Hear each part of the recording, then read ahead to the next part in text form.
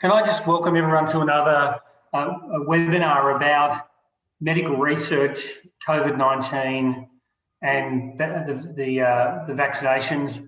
My name is David Bourgeois. I'm the Executive Director of Business, Western Sydney.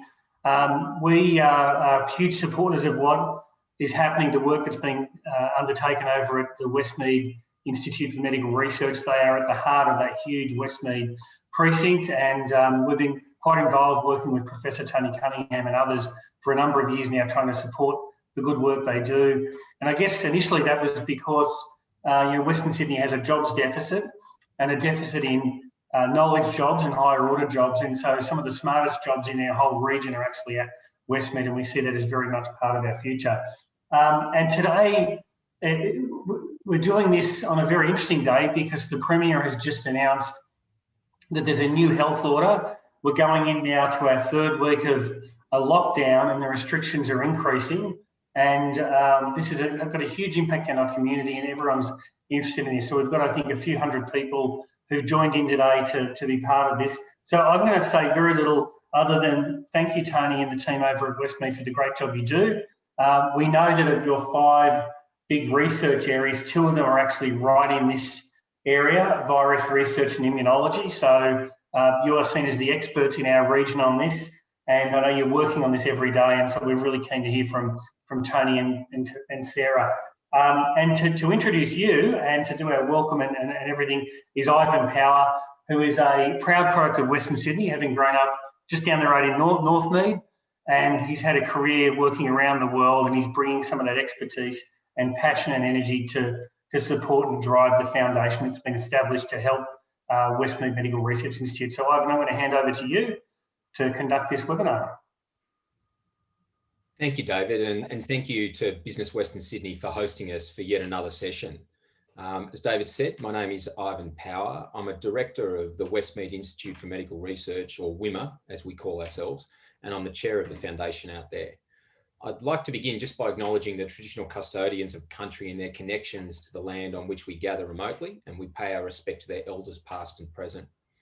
No doubt, as David said, you've heard the news this morning. We're at a really key moment in Australia, and particularly in Western Sydney.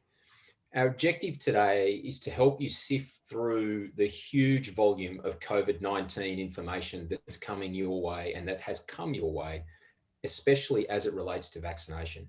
These are issues that are fundamental to your health, welfare and prosperity, but also to that of your families and your communities and the businesses that you might run, own or work in. We'll be going through a range of issues, looking at data from other countries who've had a different COVID experience from Australia, how the virus is actually changing as it moves around the world and talking about these variants, how vaccination actually works and protects you and those around you, and also the risks associated with vaccination. We're not aiming to give you specific medical advice. We're not aiming to predict the future. We're certainly not going to comment on policing or political matters.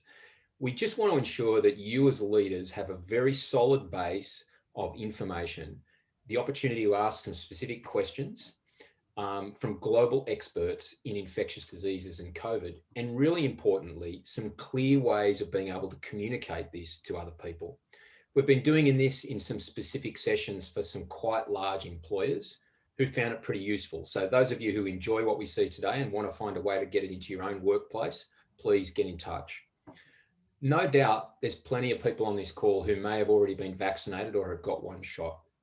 You might think that because of that, you're safe and your job is done. Well, it may be that you are safe, but we do hope to convince you by the end of this that your job's not quite done. There's actually more that you can do for the battle against COVID. The people in our workplaces and our communities often look to us as business leaders for reliable advice and information at really key moments in their lives. Helping them find ways of reliably filling the information vacuum that relates to COVID and especially to vaccination is really one of those moments. And it has implications for them as well as for all Australians. We're really fortunate this afternoon to be joined by 2 of Australia's most experienced and preeminent medical scientists in this field, as David said, namely Professors Tony Cunningham and Sarah Palmer. Tony and Sarah have had distinguished global careers at various times fighting on the front line against the AIDS epidemic in the United States, and Australia, and particularly Western Sydney, is now so fortunate to have them back as co-directors of the Centre for Virus Research at WIMR. They're also part of the Faculty of Medicine and Health at the University of Sydney. For those who don't know, WIMR and Westmead more broadly has been a really key component in Australia's battle against COVID. We've been involved in almost all aspects of the public health response, from testing through to tracing to treating sick patients and in the development of vaccines. In fact, Tony and Sarah are working on the development of a second generation vaccine for COVID that's focused on elderly and immune suppressed patients for whom standard vaccines might not be sufficient right as we speak. Just a reminder to everyone that we're going to leave plenty of time for questions at the end of this session, which you can log using the chat function, which you'll find on Zoom. Sarah, starting with you at home today, we often start these sessions noting by how fortunate that Australia has been with COVID relative to the rest of the world. And whilst that's still true with relative levels of illness and death, it appears that the dynamic has changed somewhat in terms of how the disease is actually spreading. Maybe give us a bit of an insight as to what's happening overseas these days, starting with developing countries and also what's going on in developed countries. Sure. Thank you, Ivan. Yeah, so in many developing countries, such as the UK and the US, are starting to open up and remove restrictions. And this is really due to the fact that they have advanced vaccination programs in which 50% of their population is fully vaccinated, and then up to 70% of their population has received at least one vaccination. But as people start to move about in these countries, we are also seeing a spread of the virus happening as well. And the virus that is spreading in both of these countries is the Delta variant. This variant is highly contagious. It's also 60% more infectious than the other variants. And we are seeing an uptick in the Delta variant infections in both of these countries. But there's a difference in severity of disease, hospitalization, and death in between people who are unvaccinated compared to people who are vaccinated. So there's a difference in how this variant affects those who are unvaccinated.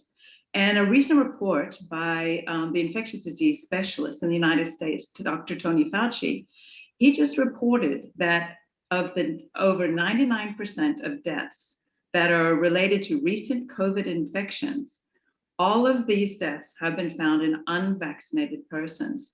So really, in developing countries who have reasonable amounts of vaccines available, there is a choice, and there's a twofold choice. The first choice is, how do we develop immunity towards COVID? And the first choice to develop this immunity could be through vaccination.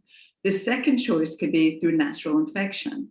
But with natural infection of the Delta variant, this could lead to severe disease and hospitalization, and in some cases, death.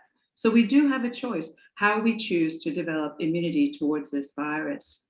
In developing countries such as Indonesia and India, these countries are severely suffering and acutely suffering from this COVID pandemic. And this is due in large part, to the low vaccination rates in these countries, and also to the less advanced healthcare systems that they have. So these countries are facing an increase in infections, and they're facing an increase in infections of the Delta variant as well. And in fact, the catastrophic surge in cases and deaths that we're seeing both in Indonesia and India are a result of Delta variant infections. So these developing countries who don't have large amounts of people vaccinated are really experiencing a very severe pandemic at this point. But this also has implications for the world, because as the virus replicates in unvaccinated and partially vaccinated people, it provides the opportunity for the virus to mutate and to develop more infectious and more pathogenic variants. So overall, Ivan, what we are seeing is a global race between vaccination and variants. Sarah, thank you. Tony, I'd be really keen, listening to what Sarah's just had to say, could you maybe unpack for us a little bit about, firstly, how viruses actually mutate and vary, but secondly, maybe tell us a little bit about the Delta variant itself, relative to the COVID that we saw emerging here in Australia when it was last actually, spreading at any rate in the Sydney community, more than 12 months ago. Could you maybe just unpack those two things for us? Yeah, as Sarah has indicated, when we first looked at this virus, we thought that it wasn't going to mutate very much, unlike flu. That's proven to be incorrect. And we know that what was called the UK variant, the alpha variant, was 50 to 100% more spreadable than the original one out of Wuhan that spread around the world and originally affected us. And then Delta is 60% more spreadable than this. And as Sarah said, we're seeing more cases in young people, and we're also seeing cases of increased cases of serious illness and death, to such an extent that some of the ICUs of major hospitals in Sydney are starting to fill up. And that's the fear. People who think it's just the same as last year are wrong. There is a risk that if this gets away from us, that we might actually have that particular problem. Now, why do you get variants like this? Well, the virus, if you think about it teleologically, wants to, in essence, spread. It wants to infect more people. And it does this by altering the structure of that spike you've seen on the virus. Looks like a little spike thing floating across your screen on the ABC. The tip of that spike binds to the cells that it infects. And this virus has managed to change its spike so that it grabs cells more tightly. And that's what these variants do. The other concern we have is that vaccines protect against infection and disease, and they do protect against infection, not completely, but certainly they protect against disease by producing antibodies which interpose between that spike and the cell itself. And the worry we have is whether there are sufficient changes in that spike that might actually reduce the effectiveness of our vaccines. Fortunately, that's not true with people who are fully immunized, and that's why you need 2 doses, because 1 dose of the vaccines is only 33% effective, whereas it was well above 50% effective against the original strain. So the Prime Minister today was pushing people to have their second vaccine as quickly as possible. You'll get some protection against disease. You'll get some good protection against serious illness with 1 immunization. But when it comes up, you need to have your second injection as soon as you possibly can. Fortunately, this Delta strain doesn't seem to be as evasive of vaccines as the Beta strain in South Africa, which hasn't penetrated here. So the vaccines are going to work. We might need boosters for variants next year. We might need boosters because the vaccines tend to wear off over time, but for the moment, the best thing anybody can do is get immunized and fully immunized as quickly as possible. Thanks, Tony. And so, Sarah, coming back to your earlier comment about the race, between vaccines and Delta, really what it sounds like then is that the race is actually vaccinating as much of, firstly, Australia as we can, but secondly, actually the world, in terms of actually vaccinating people as best we can to suppress the virus from being able to circulate and therefore come up with more mutations that become, as Tony's described, more infectious or more deadly, or worse still, both. Is that fair? That is very fair. So what we really need to see is global vaccination rates increase. Currently, we're at 11% of the population across the globe is fully vaccinated. And until we see this to close to more 70% or 80%, this virus is going to take advantage of those who are unvaccinated or even those who are partially vaccinated. And this is a big worry because we're concerned that, yes, we have the Delta variant, but there could be other variants that would arise due to the virus replicating throughout lots of different immune systems and billions of people worldwide. So if we move along to vaccines, and Sarah, if I could maybe start with you. Let's pretend you're speaking to my 10-year-old and you've got his attention for a couple of minutes about the COVID vaccine, and you want to describe how the vaccine works and what it does and how it prevents against both infection, about infectiousness, about how it prevents against hospitalization and death. Where would you start? Well, first I would say to your son, you are the host for this virus. And the one way that we can prevent the virus from infecting you is to have you vaccinated and have your immune system respond so it can protect you from this virus infecting you. And furthermore, this vaccine could possibly reduce the amount of infection that your body experiences. So it prevents you from spreading the virus to your father, who's sitting right here, or your mother. So not only is it protecting you, but it's also protecting your family. So that's really the most important reason to be vaccinated, because you are the host for this virus. And by getting vaccinated, you can not only prevent yourself from getting ill, but you can prevent yourself from infecting others. And so, Tony, maybe tell us a little bit about how vaccine actually works. You hear some people saying that effectively you're getting COVID when you get vaccinated.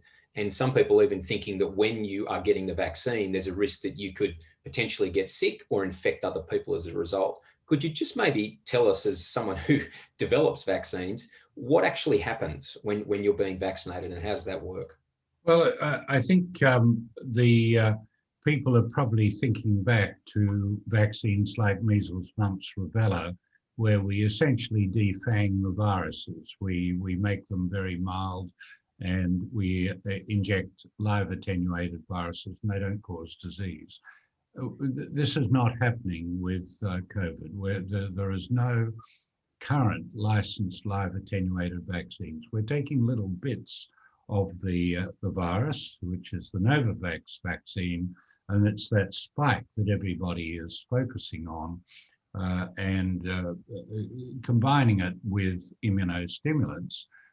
With the RNA vaccines, Moderna and Pfizer, we're taking RNA, which codes for that spike, and injecting that into people's muscle. And all of these vaccines flow from the muscle into the lymph node, where they actually induce antibodies and white cells, and both are very important. None of the vaccines are infectious. None of them will get into your DNA.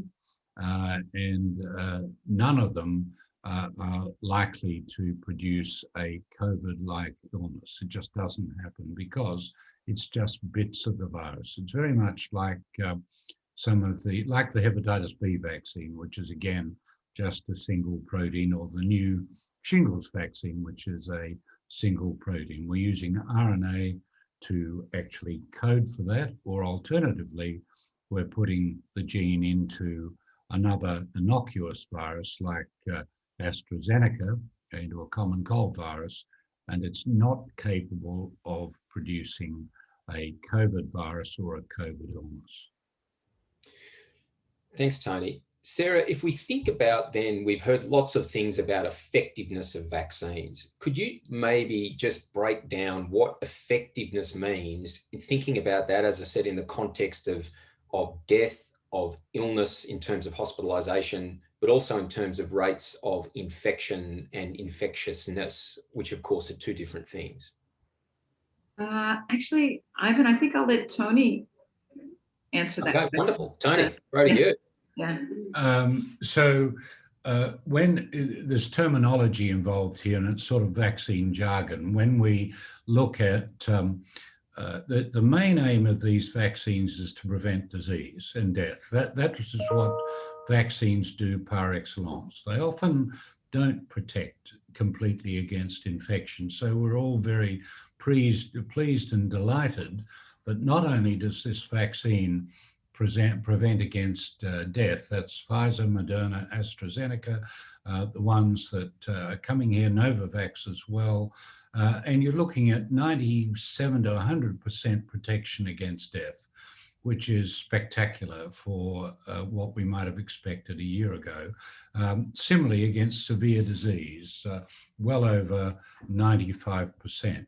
Now, prevention against, I often say to people that COVID's two diseases, one in the upper airways in the nose and the other one in the lung. And the one in the lung is the one to fear. So if the vaccine prevents against the disease in the lung, as it does, these three vaccines, you don't get sick, you don't really sick, and you don't die. You may get a mild illness, or you may get asymptomatic infection with the alpha strain, about 10 to 15%, with the delta strain, about 15 to 40% will get asymptomatic infection. What we mean by effectiveness is that in field studies, we're looking at how good the virus is in preventing disease and infection. And it's a check on what we see in the trials. The trials are only 30 to 40,000 people. It's still a lot of people. But when you start looking at populations, you're looking at millions. So you'll hear people talk about efficacy. That's a term applied to trials, and effectiveness is a term applied to populations. Does that help? It certainly does, Tony. And when we're thinking about that then, so if I'm vaccinated, what you're saying, I suppose, is vaccination doesn't mean that you are 100% guaranteed that you won't get the virus. Correct. It does significantly limit that, and I'd be interested for some of the numbers here, but what it certainly does is limit your ability to be infected. It certainly greatly inhibits your ability to then infect others, even if you were infected. Correct. And it's almost, it's very, very, very effective, much more than many other vaccines that we've seen in our quest of vaccinating populations for other diseases in terms of preventing against serious illness and death. Is that fair?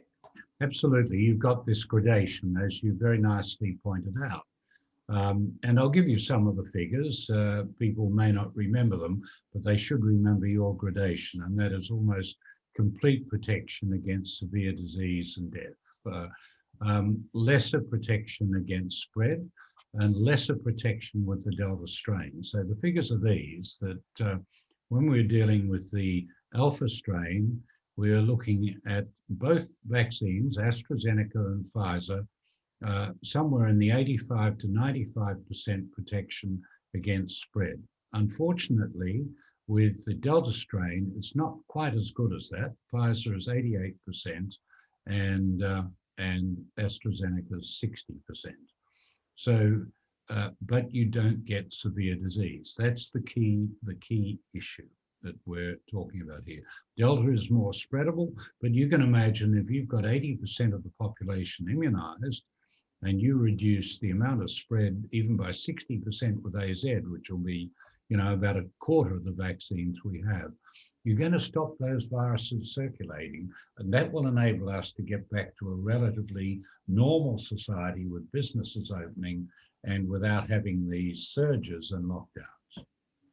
Absolutely, and I would agree with Tony. It is really to reduce the circulation of the virus within the community is why we are being vaccinated, but also is to protect our loved ones and our family. And I'll just say one thing about families. Spread within families is less protected by the vaccines than in the general community.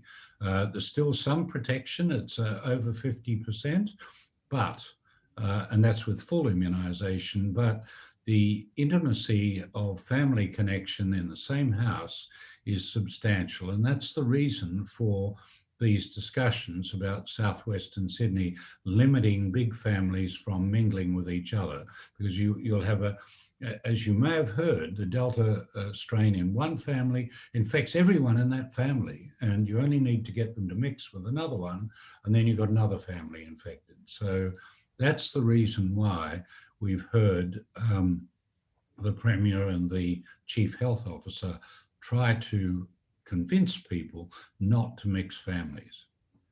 And one other thing to understand about the Delta variant is that a recent study that came out of Guangzhou, China, showed that this variant has 1,000-fold more particles in your upper respiratory system than the original infecting Wuhan strain. So in other words, even if you are vaccinated and you become infected, you could be carrying a lot more particles in your upper respiratory system than with the Wuhan strain, which makes you more infectious to others. Sarah, that's wonderful. And coming back to that point, and also Tony's point, so just to be clear, the infection within families is because of the intimacy of contact that you have within that family group in terms of living at very close quarters and the issues of inside and respiration.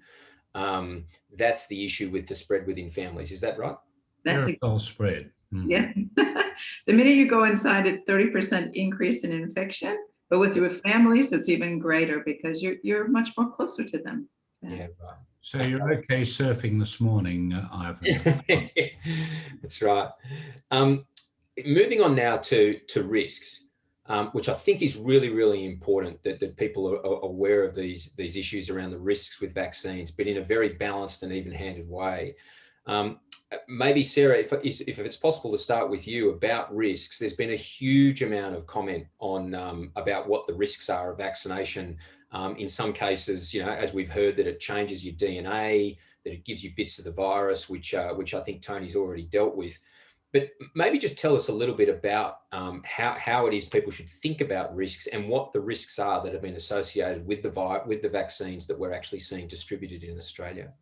Sure. So the risk with the Pfizer vaccine has been not an immune response. I will say an immune response, but a actual. Tony, help me here. Allergic response. Anaphylaxis. Yeah. So with the Pfizer vaccine, it's been an allergic response, and this typically takes place within 15 to 30 minutes after you're vaccinated. So that's why when you're vaccinated with the Pfizer, you're asked to sit for 15 to 30 minutes. And if you've had any sort of allergic response, say to a bee sting or anything like that, just let the people know there and they'll actually watch you for 30 minutes. Those of us who haven't had an allergic response, they watch us for 15 minutes. When we move on to the AstraZeneca virus, there has been a clotting syndrome associated with this vaccine, but it's very low numbers. So for those people who are 16 older, this clotting syndrome is really about 2 cases in 100,000 people. If you're less than 60, it's more like 1 case in 100,000 people. And as Tony likes to say, those people who have sadly passed away from AstraZeneca, it's really a case of maybe 3 in a million or 1 in a million. So you'd have more chance of being struck by lightning than dying from this clotting syndrome, which is associated with the AstraZeneca vaccine. And what we know is that if people pay close attention to whether they have a stomach ache or a very serious headache, and they go and talk to their GP right after they have these symptoms, that this can be mitigated very quickly. There is treatment for this clotting syndrome. And so the risk from AstraZeneca is very, very low. And Tony, you may want to add to that as well. Yeah, if I can, Sarah, I agree with you.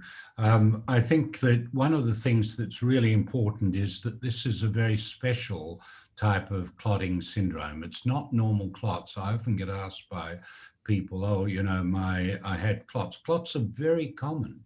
And in fact, in the trials of AstraZeneca, there were fewer clots in the vaccine group than the placebo group. This is a specific syndrome which is induced in very rarely, as Sarah said, in 2 to 4 per 100,000 people, depending on age.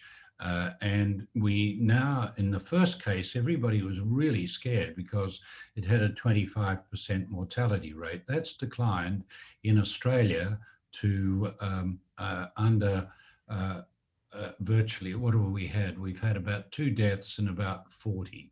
So it's very low now, and in fact, it amounts to a death rate of 1 in 2 million is the latest figure that I've heard. So you have to really weigh up 1 in 2 million versus if you're over 80, a chance of 15 to 20% of dying of COVID if you're unimmunized.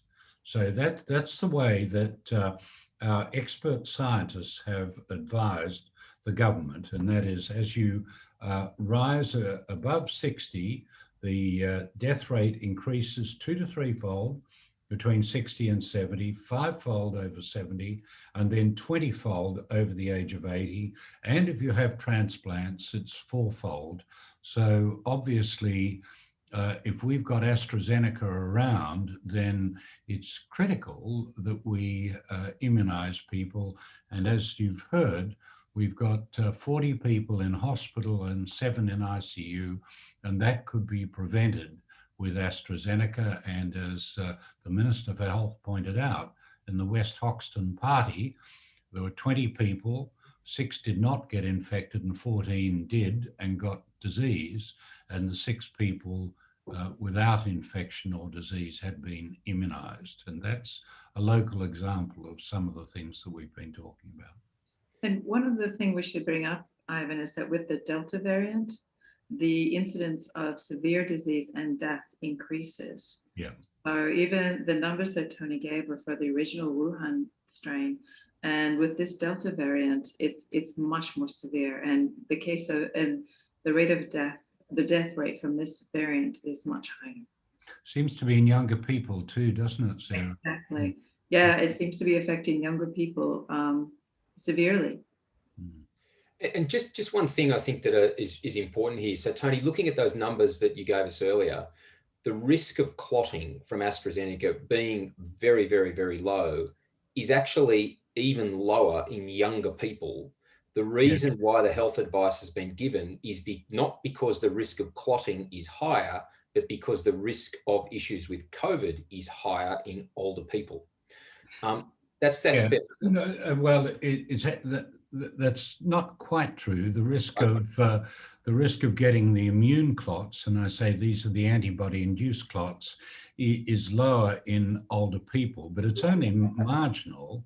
But you have to match that up against the risk of death from COVID, and so you're weighing them up, one against the other. And that was the reason for the over 60 age group. Both 2 reasons. One is there's a marginal increase in incidence of clots under the age of 60, and this decreases over 60, but the risk of severe disease and death goes up markedly. And when you're comparing those two, that's what the balance of risks is all about. So often not mentioned because people just talk about the clots. They don't talk about clots and COVID together in the one breath.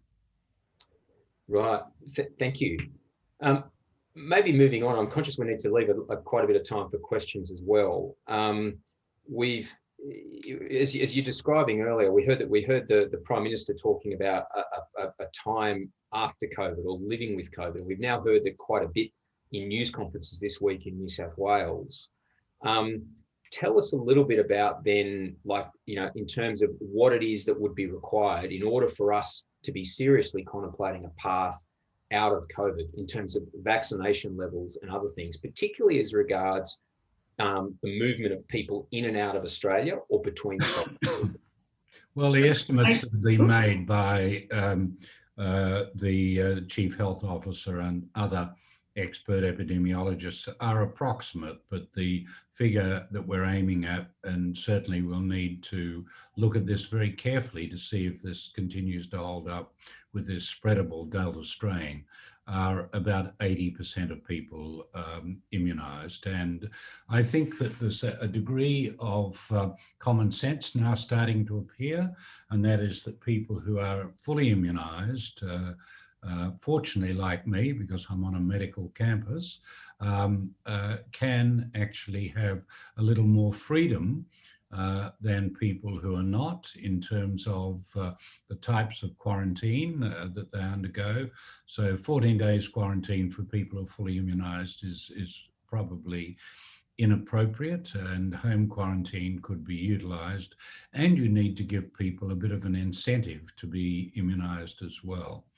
But I think the government certainly got the message and is accelerating access to Pfizer and others, that we have to get ourselves immunised very quickly. And it's great to see we're up to 32% single dose and over 10% dual dose, and going to go up still further.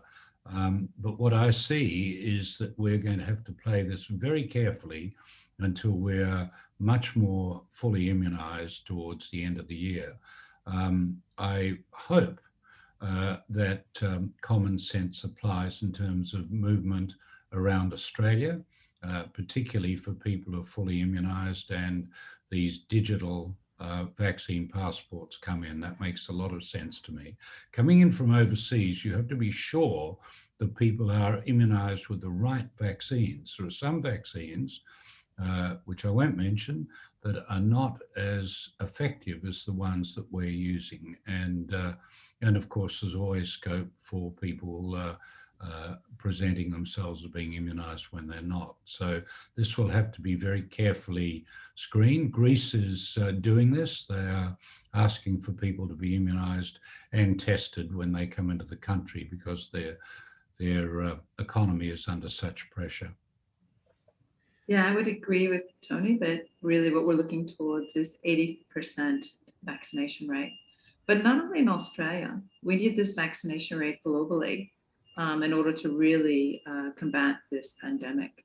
So these vaccines have to be made available to developing countries. Yep. And right now they're not available in a lot of developing countries. And we're seeing the ramifications of that with surges in infections and deaths.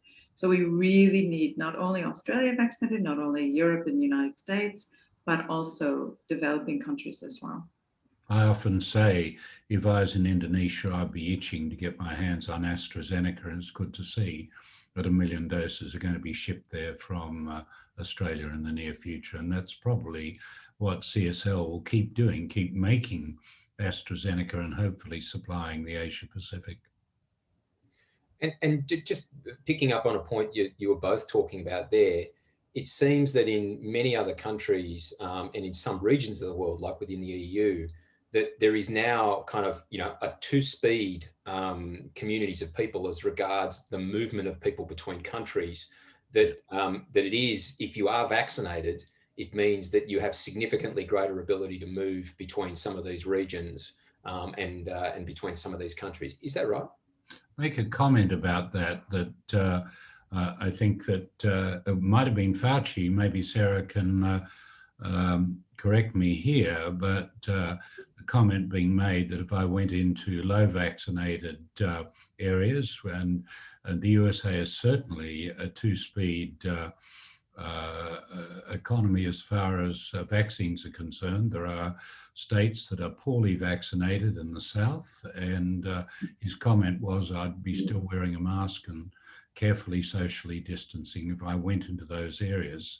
And we've heard things said about that the regulations may apply differently, I think in Singapore, depending on whether you're coming from a country of low incidence or high vaccination versus low vaccination and high incidence.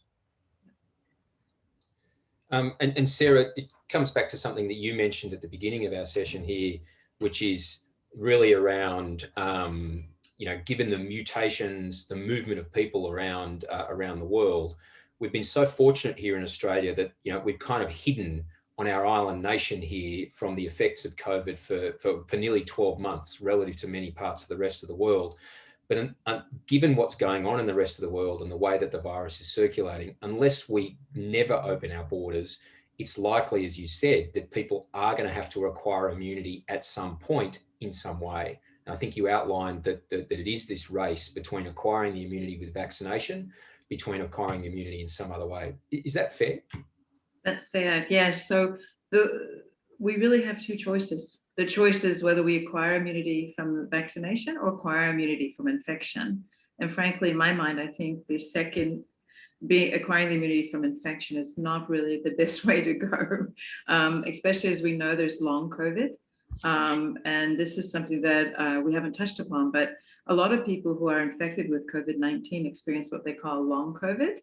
The CDC has said that about 30% of people who are infected with COVID-19 experience this. And it means that once you're over your initial infection with the virus, you still have very serious health ramifications, such as difficulty in breathing. So there can be, and weakness. So there can be real ramifications from acquiring your immunity from infection, as opposed to acquiring immunity from immunization. And also, I think in the States, there are areas in which people who are vaccinated are allowed to go. For example, sports arenas and things like that, attending concerts. As long as you are vaccinated, some concerts are requiring people to be vaccinated before they can attend. So really, we will become a dichotomy of those who are vaccinated and those aren't, unless we ensure that all of the world becomes vaccinated.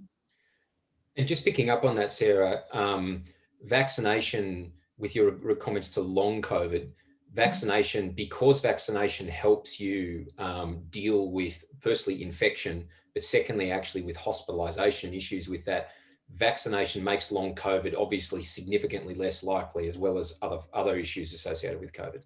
Absolutely. So there's very rare cases of long COVID in people who are vaccinated. I don't even think I've read of a case yet.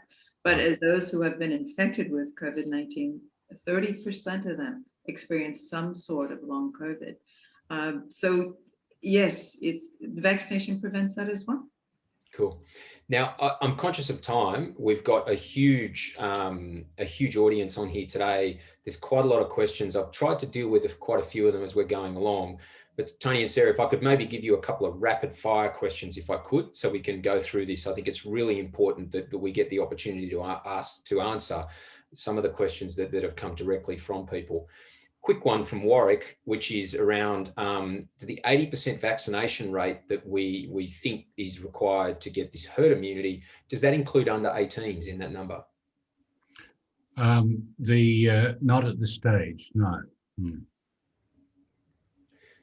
And given variants, Tony, I assume that, you know, in the fullness of time, and we're seeing this in other countries, that actually there is a likelihood that in time that we may need to see Absolutely. I was going to add that, I think, with the Delta strain, because it is moving around quite a lot. We know that the 20 to 40-year-olds, the epidemiologists will tell you this, are the people who are actually spreading the virus most. But sure, I think we know Pfizer's been licensed in the USA for 12 to 18-year-olds, and I would be very surprised if we don't ultimately do that here too. So is Moderna. So both Pfizer and Moderna are licensed for 12 to 18-year-olds in the United States, and they are vaccinating. They're holding vaccination clinics at schools.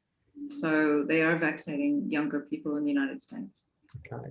Now, quite a few questions on here about the AstraZeneca vaccine, if I could deal with that. First one is, we've seen some comments from the Prime Minister around reducing from 12 weeks to 8 weeks the period for the second shot. Any comments on that as regards efficacy? You know, and any comments of that? I know that the medical advice I don't believe has changed, notwithstanding his comments. When we reanalyzed when it was reanalyzed the data from the AstraZeneca trials, it was pretty clear that the optimal efficacy of 82% was achieved with 12 weeks, and it was actually significantly less if there was a 4-week break. However, in urgent situations, there is some advice being given to give it at 8 weeks, and I think the Prime Minister actually said that. And one could make a case, because I mentioned previously, one vaccine is only 33% effective against the Delta strain. You could make the case that it is an urgent situation to get people immunized with two doses. It probably will marginally decrease the efficacy of the second dose, but it's going to be better than just relying on one alone. That's true, but we don't really know whether 8 weeks is a good time period to get that. No, we don't. The data has been analysed by AZ, and they've done this from 4 weeks out to 12 weeks, and 12 weeks is optimal for 82%. So it's going to be a little bit lower than that at 8 weeks. And I've seen the figures, but I'd need to go back and check them for you. I think it'll be a little under 80%. So what some better other than 33%. and what some other countries are doing, Ivan, is they are actually starting a vaccination with AstraZeneca and then following up with a second vaccination with Pfizer. Now that's not being done here in Australia, but it has been done in the UK and in Spain and other European countries where they were concerned about the Delta variant increasing. And so they followed up with the second vaccination with Pfizer. And they found that the antibodies after a second vaccination with Pfizer from the first vaccination with AstraZeneca were higher than when you had 2 AstraZeneca vaccinations. So the Australian authorities have agreed with that, but have said that because we don't have efficacy data yet, they have not recommended that so far. There are 4 clinical trials in progress, and presumably if they come out with efficacy data which works, then we'll start to see. And we have more Pfizer in the country, because remember, we've got a dearth of Pfizer and we've got an excess of AstraZeneca. Then exactly what Sarah says is likely to come to pass, I think. Okay. Moving through the questions then, boosters, as it is that as we get flu boosters and as we get boosters with other vaccines, I expect that Tony and Sarah, that we'll see a world where we will be getting boosters for COVID, particularly to restart our immunity, but also to deal with variants. Is that right? Sarah, yeah. That is absolutely correct. I think we will be facing boosters. When we're looking at the extent of immunity from these vaccines, it's good, but we don't know how long it will last. And there are some indications that it may not last forever. So I think we will be requiring boosters, and not only boosters to increase our antibody rates, but also boosters to combat possibly new variants. So some vaccines may have to be tweaked, and that these boosters are a bit different so that they actually combat new variants that could arise as this virus mutates. So Sarah and I were both racing to answer this because this is our interest, and an antibody declines over time, and we're interested in what happens with the white cells because they're very important in aging people and in memory, because we know that with SARS-1, the white cell immunity lasted for 6 to 17 years and antibody was gone in 1 to 2. It's probably a combination of age, new variants, and also other factors that will be important in that decline. So if you've got new variants and you're older, then the likelihood is your vaccine protection will taper off over time. We only know that from short-range antibody studies at present. However, the chief of Pfizer said he was expecting, and maybe he just wants to make money, but I think not, that boosters are probably going to be necessary next year. Interestingly, we've not found that the Delta strain is less susceptible to our vaccines if you're fully immunized against disease and death. So although the companies are preparing boosters against the variants, we can be reassured that you can continue to have the current vaccines and feel safe. I think a really important question that's come through here, I have heard this quite a lot from people in various circles. A teacher friend of one of our attendees says she's not going to be vaccinated as her son-in-law has convinced her and their whole family that a microchip is inserted during the vaccination process. She's really concerned because this person is actually going to be teaching in schools. What do you have to say about that? Microchip in these vaccines. Well, first of all, we don't have the technology to do that. There's no way we can do that in a vaccine. We have no way to introduce a microchip in someone's arm from a vaccination. If you look at the needles that are being used to administer this vaccine, they're tiny. You hardly even feel it go into your arm. So there's no way we can do this. And secondly, really, what you're being tracked with is your cell phone. So if you're worried about being tracked, then turn off your cell phone. But it's not the vaccines. There are no microchips in these vaccines. You are absolutely safe from that. Okay. Now, lots of comments on here as well about pregnant women, about women who may be pregnant soon, about fertility, and about breastfeeding.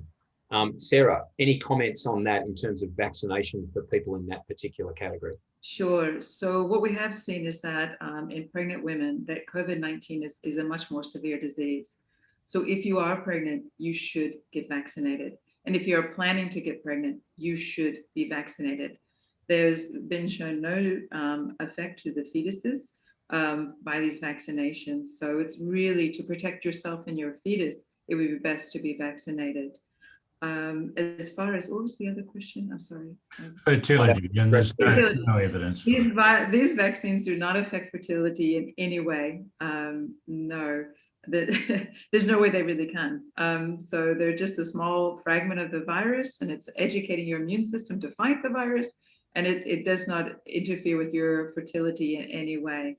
As far as breastfeeding, Tony, I'm not... No, it's fine with breastfeeding. That has been looked at.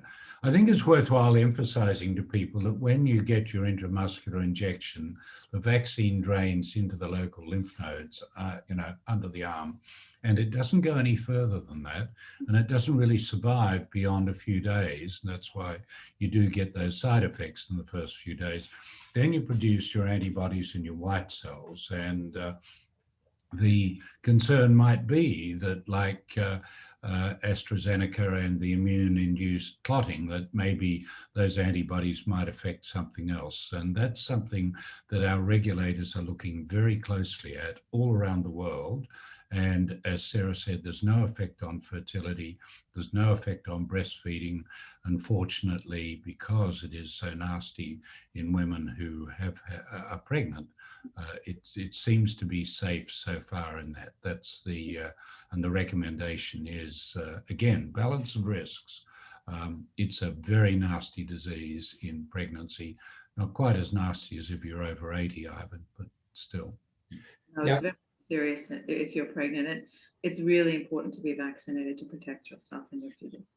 We've got very quickly, a couple more last questions, if we may. If you have a choice of vaccines, should you, or people saying which, actually, maybe let me rephrase the questions. Which vaccine should I get is a question that has come through from a couple of people. If you're over 60, it's AZ, and if you're under 60, it's Pfizer. It's pretty clear what the recommendations are. But that may change as we get more Moderna, Pfizer, and also Novavax. Novavax is a very good vaccine too. For now, it's very clear. Yeah.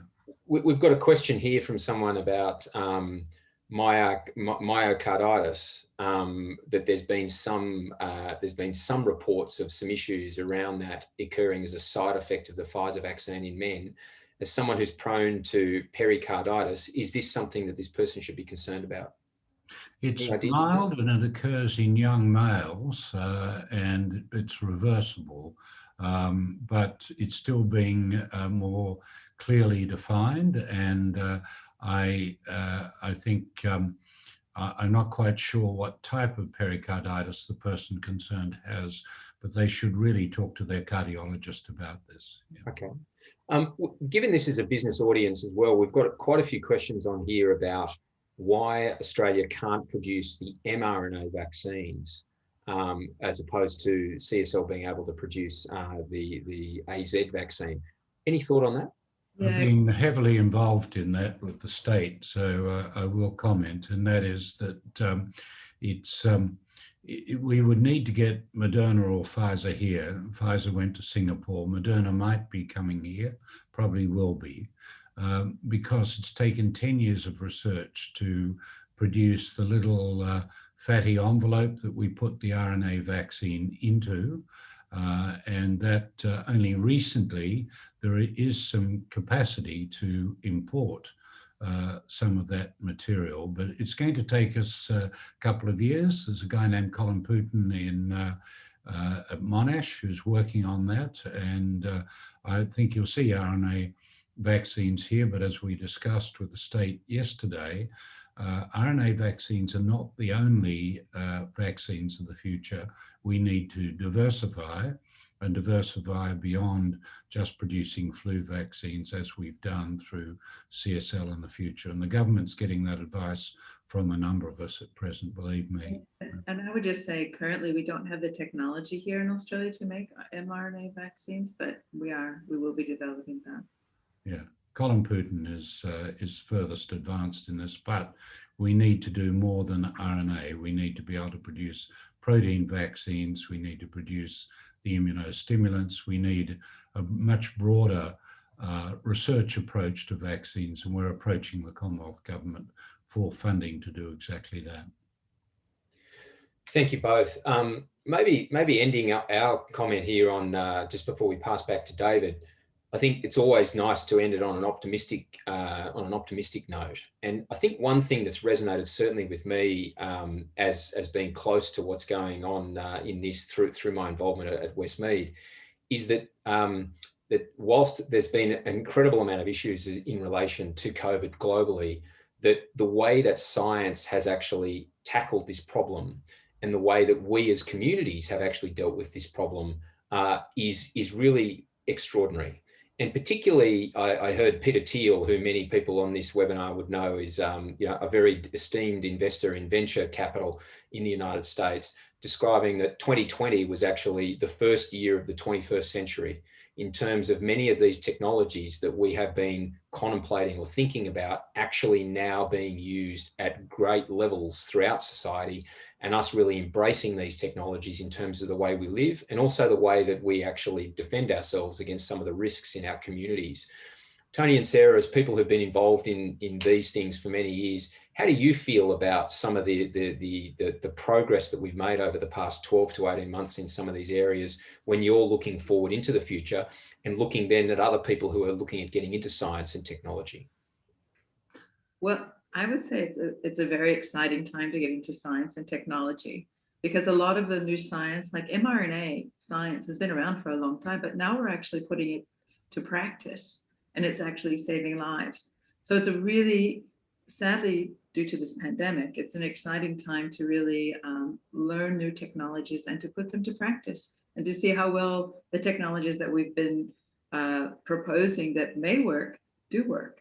And so for me, it's a really, really interesting time to work with young researchers to really say to them, look, we could be the next person to develop the next vaccine for the next pandemic.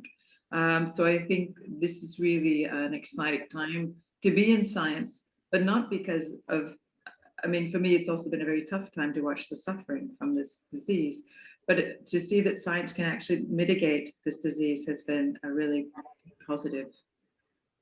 Yeah, I would say I would agree with everything Sarah said, but I think it's a two-edged sword in that this country has done extremely well in listening to its expert scientists and doctors. And so it's wonderful to see the Chief Health Officer get up and say things and being deferred to by the politicians, because people will have much more faith in medical experts. But we've seen some countries around the world, Brazil as an example, where science and medicine has in fact been supplanted by political advantage and fake news. And that has been much more prominent in the past few years than previously.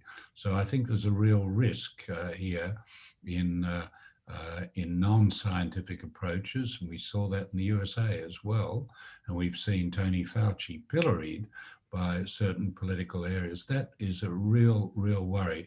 Are we still advancing as a civilization, or are we actually going backwards for political advantage? Tony and Sarah, it's just such a privilege to have your insights here. I'll throw back to David. Thank you, David, for providing us with this forum. I know we're right on time now, but Tony and Sarah, thank you so much for all the insights you provided. Thank you, Ivan, for leading us. Thanks, Ivan. Thanks, Tony. Thanks, Sarah. And look, it's great to be able to listen to such a fact-based discussion on this issue, because for most people, they look at the media and they get little sound bites and grabs on TV, and you get a little bit of the story. It's really hard to delve deep with the experts, and I think that's the great beauty of these sort of webinars that are now being attended by more people, that we can really delve into these issues, get your questions answered. And I think the other thing that strikes me is that the economic case for investment in research is bigger than it's ever been. And that means by governments, but it also means by us. So if you're from an organisation that's thinking about how they make a difference, and whether it's through regular giving or doing a fundraiser or somehow getting involved to support the great work of Tony and Sarah, then we can help you make that happen, and we will.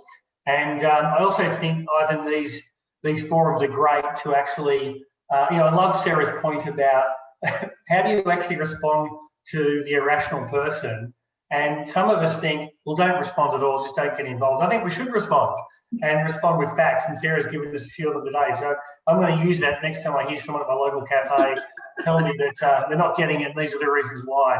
But if there are other companies and organisations that think that it might be some value in trying to connect their workforces and their management teams to the latest research and science and insights, then maybe there's a way of making that happen as well, Ivan. So thank you all. And to our members of the chamber, sorry, we've got this period now of not having live face-to-face events. We've missed the Premier. We had the Premier lined up, we had the Treasurer lined up, we had the head of the NBN. We've had to move them all down a little bit. So I presume that once we get back in September, October, we're going to be super busy seeing you all face-to-face. In the interim, we'll probably do a few more of these Zoom webinar style events. So thank you to the team at the Institute and Ivan for his energy and enthusiasm and passion to make a difference. And we'll see you all soon. Thank you, David. Bye.